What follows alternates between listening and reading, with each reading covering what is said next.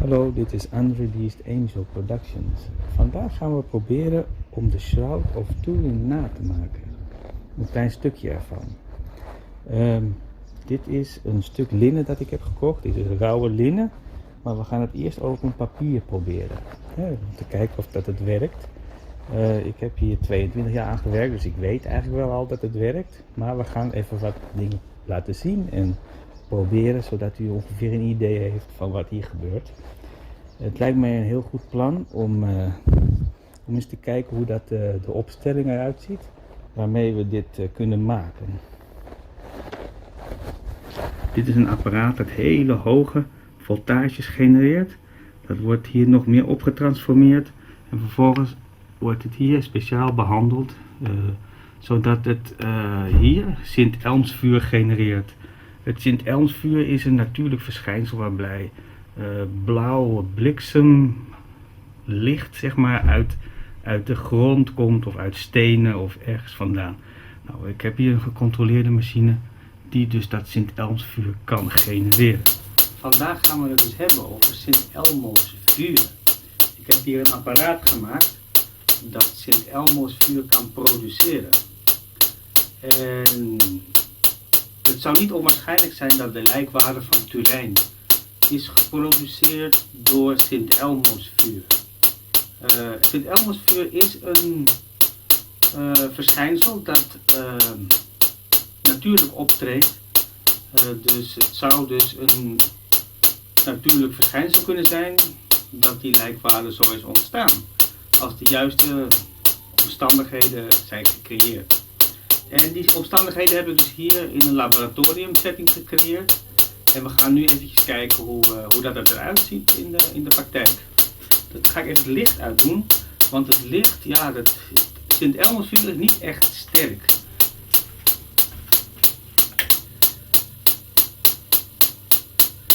En dan gaan we ook eventjes de sluitertijd aanpassen. Want dan kun je het ook niet zien, denk ik. Sluitertijd. Zo. Even kijken, 25, 2, 8, 3. Oké, nou gaan we eens even kijken. Ga ik hier zitten op een stoel, ga ik mezelf isoleren.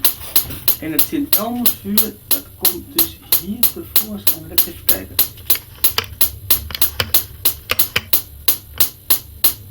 Ja. De appel ligt ervoor, zo. Dan kun je mijn handen zien. Ik doe mijn hand erop zo en dan kun je zien dat het Sint-Elmsvuur daar wordt gecreëerd. En het komt zo uit het marmer naar boven zetten. Dus dat Sint-Elmsvuur. En als je goed kijkt, dan is het ook nog eens gecollimeerd. Dus dat betekent dat elk beginpunt op de marmeren plaat heeft een eindpunt op mijn hand. Dus het komt echt uit de plaat. En zoals jullie weten, Jezus Christus die lag ook op een marmeren plaat of misschien op een stenen plaat. En een stenen plaat kan dit dus veroorzaken. En als je dan in een mist ligt, dan kan het van boven en van onder ook nog eens zo gepolariseerd, gecollimeerd eruit komen. Dan gaan we het proberen met een appel. Dus hier heb ik een appel, dat kun je misschien niet zo goed zien. Ik zal er een klein beetje licht bij maken. Dan is het wat duidelijker te zien. Even kijken wat ik dat kan. Zo. Daar is de appel. Ja? Zo mijn hand hier. En je ziet dat blauwe schijnsel zo een beetje zo. Zie. En je ziet dat de appel. Dus dan ga ik de elektrode bovenop de appel leggen. Dat is de aardelektrode. En dan komt dus het Elmsvuur onder de appel vandaan. Helemaal gepolariseerd, gecollimeerd. Dus dat kan dus voor een afdruk zorgen op een stuk linnen. Mijn voltage is natuurlijk niet zo verschrikkelijk hoog. Het voltage wat we hier hebben is misschien 100.000 volt. Maar dat kan dus ook. Even kijken hier.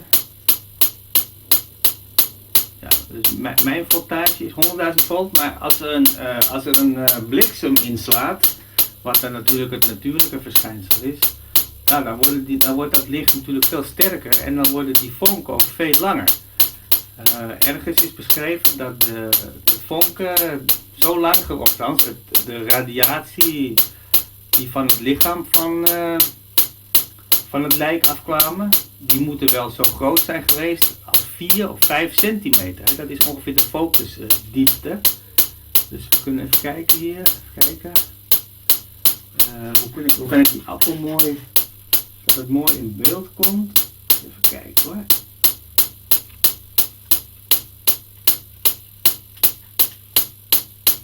Daar is het net niet sterk genoeg voor. Oké, ik ga misschien nog ietsje trager. Nu is wel te zien hoe het Sint-Elmo's-vuur onder de appel verschijnt. Misschien kunnen we een klein beetje inzoomen.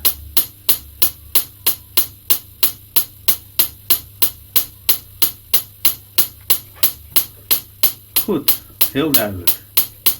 En je kunt ook in de video een beetje de polarisatie, als je goed kijkt kun je de polarisatie van het blauwe vuur kun je gewoon goed zien. Ja. Nou, en wat er dan gebeurt, en wat er dan gebeurt is dat er een stuk linnen, of althans de lijkwade, die lag daar.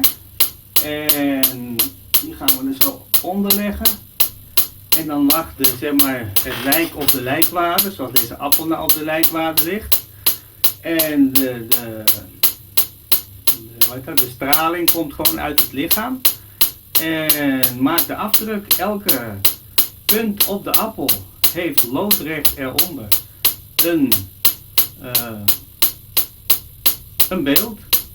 En als er dan bloed als er bloed zit op de lijkwade, dan komt die straling daar dus niet aan. Dus als je dan later het bloed weg zou schapen, is er waar het bloed is geen afbeelding. Nou, duidelijk. Of dat het natuurlijk zo gebeurd is, dat blijft natuurlijk speculeren. Maar we gaan proberen om hier een afdruk van te maken van de onderkant van de appel. En dan kijken wat daar het resultaat van is. Ja.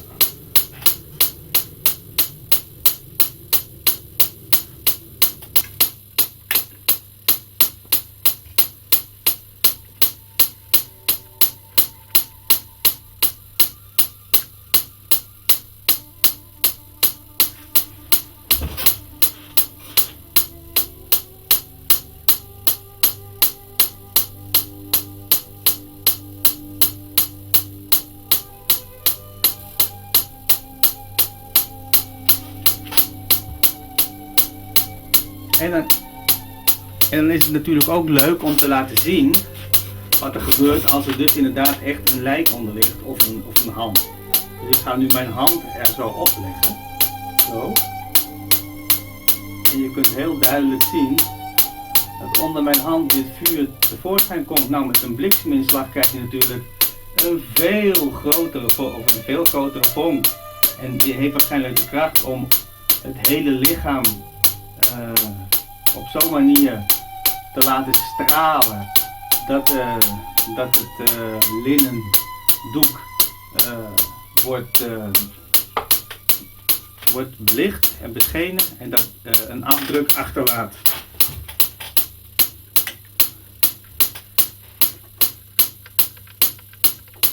Oké, dus we gaan een afdruk maken op dit linnen. Misschien eerst op papier om te kijken wat de focusdiepte is. En dan maken we een afdruk op dit linnen met behulp van van het Sint-Elmo's-vuur.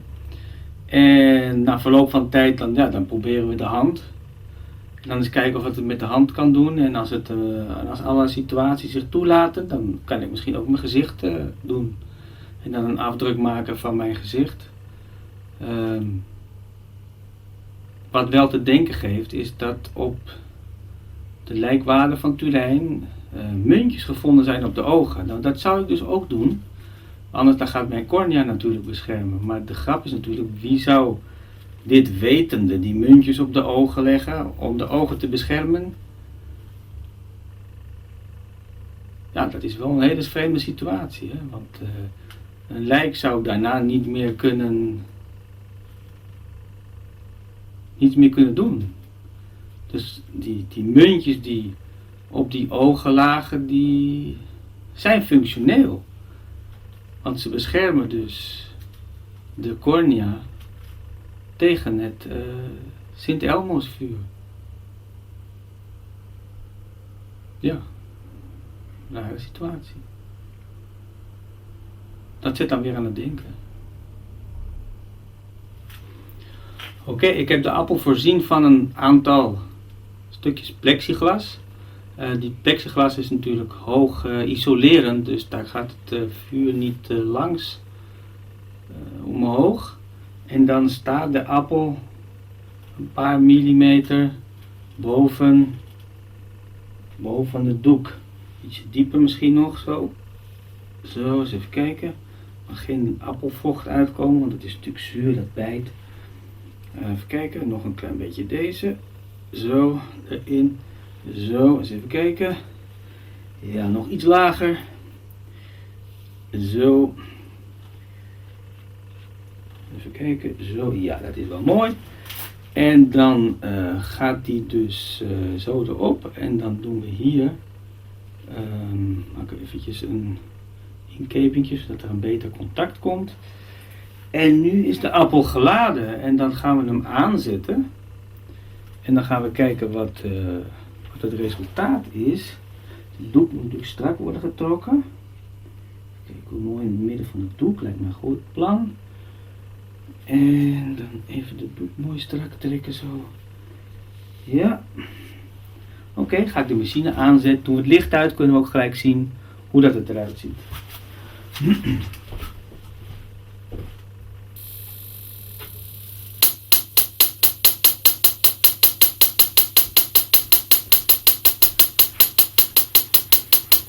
Licht uitdoen.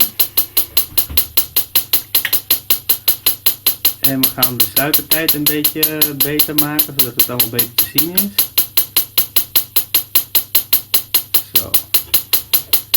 Hier is te zien dat de afdruk wordt gemaakt met kleine pulsjes. Hè. Elke puls heeft ongeveer een joule. Dus we wachten, ik weet niet, misschien een... Ik weet niet, 4, 5, 6, 7, 8 meter, dat is ongeveer 6, 7 hertz. Dus dat is 6, misschien 250 tot 300 pulsen per seconde. Dus dat is, sorry, per minuut. Dus het is per minuut ongeveer 2 tot 300 joule dat in de